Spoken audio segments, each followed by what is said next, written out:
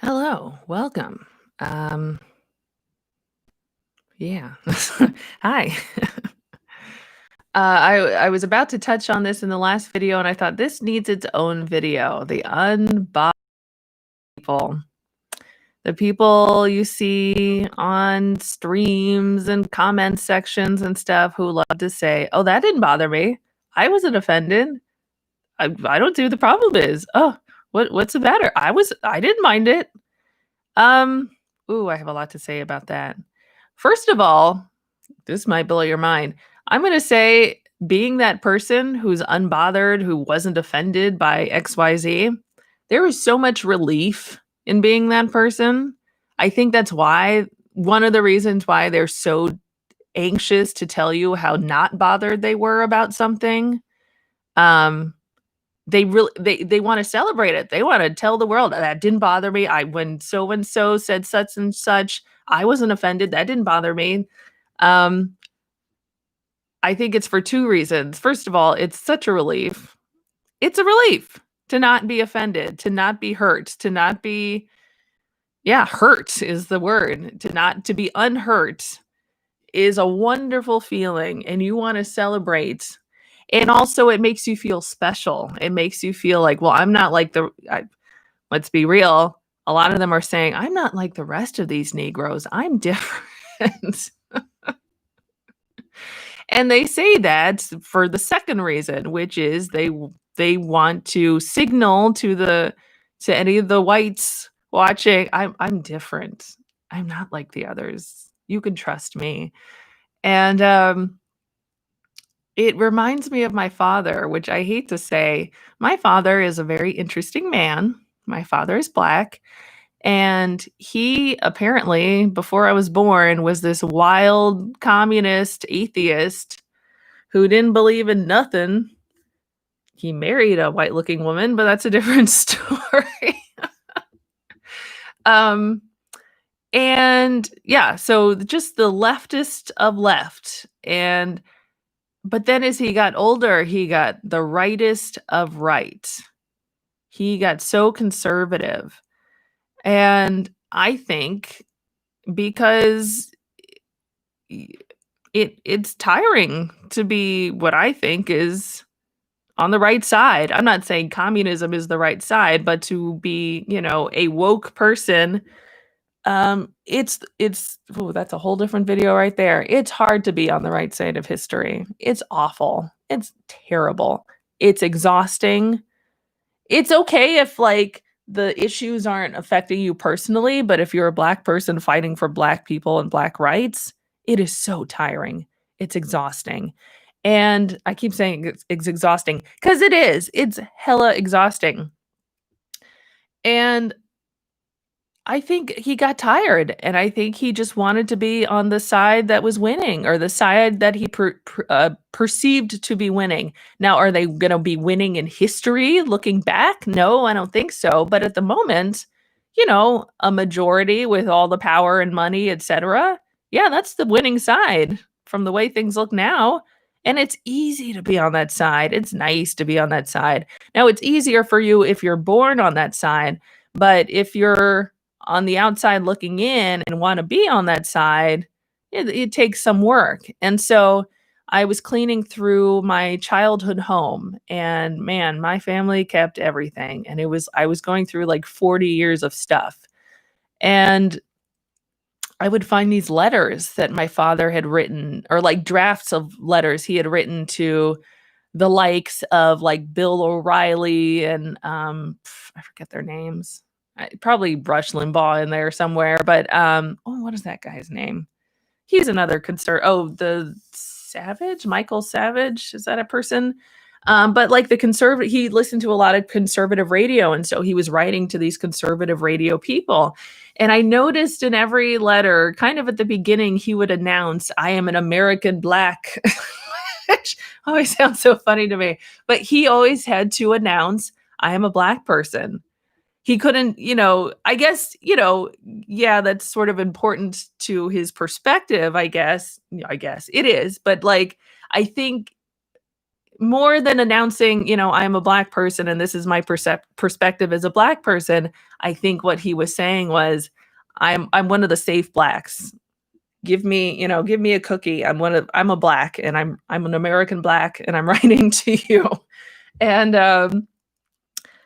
and there are people who want that acknowledgement. They want that separation from the others. And when you are unbothered by, somebody says something incredibly racist or whatever, or not even overtly racist, subtly racist, they're speaking in coded language. So maybe it flies over the head of some people, but certainly not everyone. And when those people are being called out, there's always that person. There's always that person of color who's got to say, it was not me. I'm not like these people. It didn't bother me at all. And there are certainly times when there's something there that will offend other people that doesn't offend me. But it doesn't mean that I'm not gonna make some big announcement and say, "That didn't offend me, and look at me, I'm different. Let me work on the house, not in the field." I'm not gonna make this big song and dance. I'm not shucking and jiving or anything like that. But there are people who really wanna do that. And, and they wanna call out, the SWJs and, I'm different from them. Those people are troublemakers, and then you had some of that Tomish behavior with, the rioting and the looting. And I mean, I had some people on my timeline who did every day they had to tell you that they didn't believe in, violent, destructive behavior. And I'm using terms that other people use to describe what happened. Those aren't my terms. And I mean, they were so proud of themselves. But yeah, it is a relief. It is a relief not to be offended. And really what's at the root of being offended is your feelings are hurt. It's nice to not have hurt feelings and to feel personally persecuted and take things personally. And when someone's talking shit about Black people, I get triggered. I feel it. I feel it personally. And if there's a situation where I don't feel it personally, man, that's a great feeling. Such a relief. It's like physically a relief not to be offended. But I don't use it to separate myself, or at least not anymore. I probably did when I was younger, but I don't use that as some, as some sort of merit badge of, acceptability. That's another thing. Sort of in an unrelated, but no, it's a different video. But here's one of the dangers of when you're that person, and you might know it to a certain extent, but when you announce that I'm different from the other Blacks and I'm not offended, there is a white person who's going to use that, and who's going to use you to say to the other people, look at this exemplary colored, look at how special they are. Why can't you be like this person? Yeah, they're, and you see that person in the comment section and stuff, the white person who's, saying, all kinds of ridiculous, ignorant stuff, usually in coded language, because a lot of people know what not to say in public, even though their feelings are pretty apparent. They're signaling that they don't like Black people without coming out and saying it. And so if anyone calls them on it, they can say, well, what are you talking about? I've got a Black friend. I know an American Black. What do you mean? And whenever I see that Black person who's announcing how unoffended they are, I always think, there's that Black friend. This Black person has a white friend who's announcing they know that Black person, so they can't be racist. And they come together, they attract each other. The Black person is looking for the white person's approval, and the white person is looking for the Black person to signal to the world, hey, I'm not racist. And Yeah, I mean, and I mean, I've been used as that person before. Um, I, how do I say this? I know a person who I'm very fond of, who is a media personality in the area in which I am from. And I worked with that person a few years ago and we became very close. And this person is Caucasian. And like I said, I'm very fond of them. I always looked up to them. But to be perfectly honest, this person is racist as a motherfucker. But he's intelligent, he's clever, and he knows how not to come out and say it. He says it without saying it. And I mean, it took me a while to realize that. I didn't come into the relationship knowing this. So I was talking to him, I was DMing him about something totally unrelated, probably a personal issue of mine at the time. And out of nowhere, he sends me this link without even an introduction. And so I click on the link, like, okay. And it is a link to an article that someone wrote about him, that a local media person wrote about him, saying that he had made offensive comments about, and I can't remember who it was, one of the many Black people who have been murdered in recent years. It's so sad that I can't even remember a name because there's so many. Um, and I don't know. I'm not expecting this article because I didn't even know this incident had happened. I didn't know this controversy was brewing, and he, for some reason, felt that I needed to know about it right away. And I didn't approach the article with any leanings in either direction. I wasn't looking to defend him or persecute him. I literally didn't know anything about this, so I was reading it with an open mind. And it mentioned the quote in question. I think it was a tweet he had made about. And here's the thing. So he made the tweet. He was talking about some other subject. I can't remember what it was. This was some years ago, I guess. And he had made like sort of a simile to whoever this poor person was who had been killed. But the thing was, he wasn't it. For example, this isn't what he said, but it was something along the lines of, gee, this iced tea is really cold like that guy being killed on camera. I mean, it was something like, it wasn't really about the guy who got killed. It just kind of made this awkward gauche reference to him, I guess, to appear edgy or relevant or something to current events, but it really didn't have to do with him. And so I just I replied to his message to me with the link and just said, "Oh, I don't even know if I made a judgment." I don't even say, I don't think I said anything like, "Well, that's wrong that they're bothering you." Blah, blah. I just said, "Oh, but you weren't even really talking about that guy." And he was so happy. He he was like, "Yeah, exactly." Like he replied, "Yeah, totally. Yeah, you get it." And I just happened to look at Twitter like a few minutes later, literally like 5 minutes later, and he had already posted a tweet saying, "What I said wasn't racist. My old coworker just said that it wasn't because blah, blah, blah." I was fodder. I was Within 5 minutes, he was announcing to the world he wasn't racist. Now, I don't think he mentioned that I was of color. He just said, I think he just said, "My old producer coworker said, it's not racist because XYZ." But in his mind, he was thinking, my colored my colored coworker thinks I'm okay. No, your colored coworker does not think you're okay, just for the record. But yeah, he was so fat. I was that black friend so fast.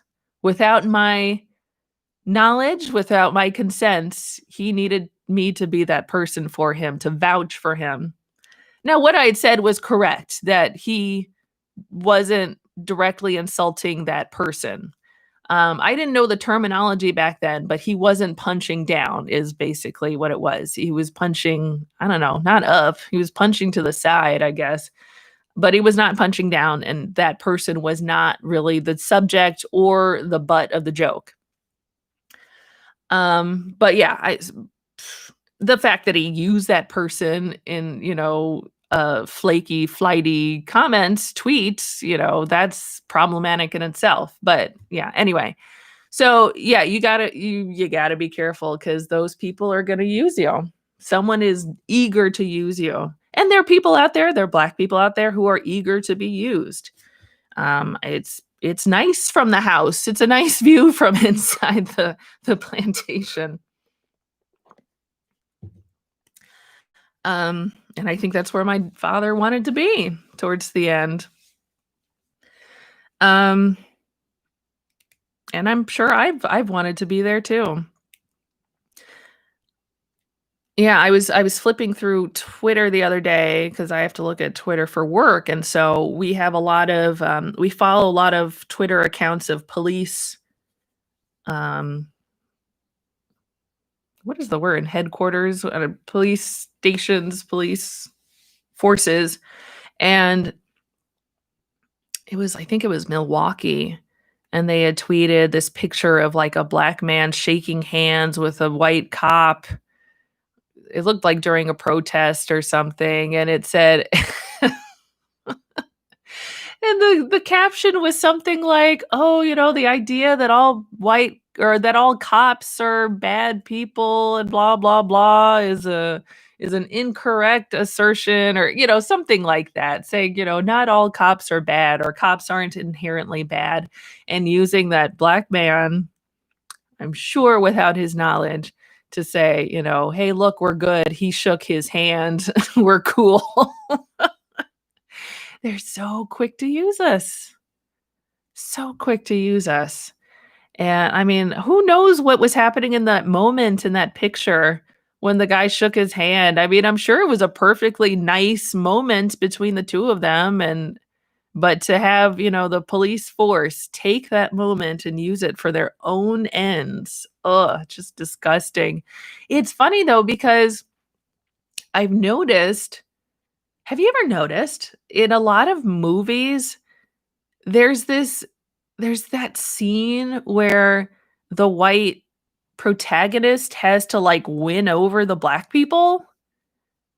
I know, like, what's that about? Like, what comes to mind, there's so many of them. What comes to mind is that scene in Adventures in Babysitting where they're fleeing from the bad guys, the babysitter and the kids fleeing from the bad guys. They wander into a blues club, and they quickly realize they're surrounded by black people, and they show all these shots of black people because they literally like walked onto the stage by accident in the middle of a concert, and all these black people are looking at them suspiciously and concerned. They're all like glaring at them, all these shots of black people glaring at them, and the guy on stage, who is some famous blues person that I'm sorry I don't know, says, "You can't leave the stage without singing the blues."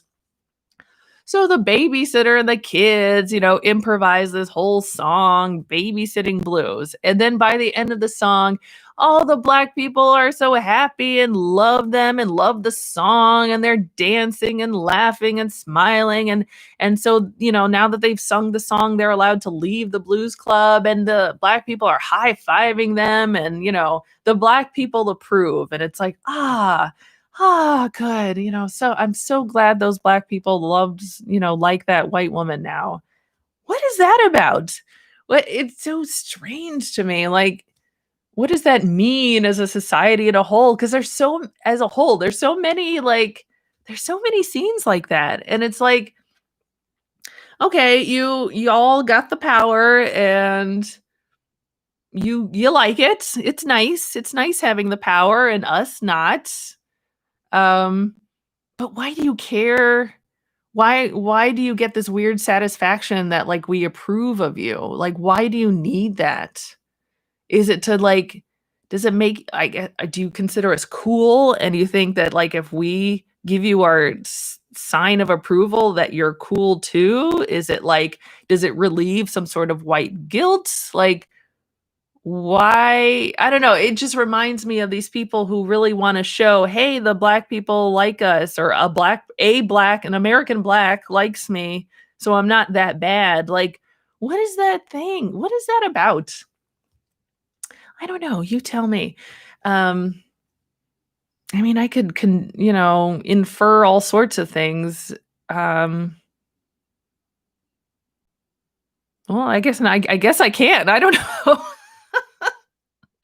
I'm not really sure what that's about, and I can't really think of it, is there someone in my life or where I somehow feel like they don't like me, so I have to, like someone that not only that doesn't like me, but I have, like, power, I have dominion over, like, I can't think of any uh, uh, you know what? The what quote comes to mind is from Seinfeld, where they were talking about people liking people who don't like them back, and I can't remember, was it Elaine or George who said, "Well, if they don't like me, I can respect that." Is it like, do white people secretly not like themselves or not like their position, and so they like they have an attraction towards people who don't like them or call them out for their shit, and so if they win them over, then they c or well, see, that's the thing, yeah, you do wanna win over someone who doesn't like you, because it does sort of prove to yourself that, "No, really, I am likable." I don't know, I mean, heavy is the head that wears the crown, so, it's hard being it's hard being in the majority and having the power and all that stuff, having a whole institution that's backing you up at every turn. So, maybe that's why they're so sensitive when we talk about them and make jokes about them because they it's hard. It's hard being in that position, and maybe they don't like themselves that much, and so, they want us to like them.